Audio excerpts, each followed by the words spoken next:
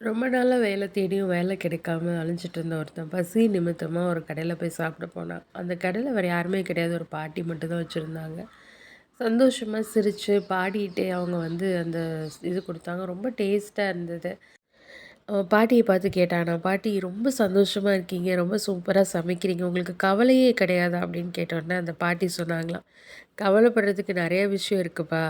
ஆனா நான் சந்தோஷமா இருக்கிறதுக்கு எனக்கு 2 விஷயம் இருக்கு. 1 எனக்கு உயிர கடவுள் குடுத்துருக்கிறாரு. 2வது பார்த்தேன்னா, எனக்கு இருக்கிற இந்த சின்ன வேலையில நான் நல்லா செய்றதுக்கு எனக்கு பலன குடுத்துருக்காரு." அப்படின்னு சொன்னாங்களாம். அது மட்டும் இல்லாம அவங்க சொன்னாங்களாம், "தம்பி உனக்கு என்ன வேலை கிடைச்சாலும், உன்ன விட வேற யாரும் பெஸ்ட்டா பண்ண முடியாத அளவுக்கு நீ அத செய்யு.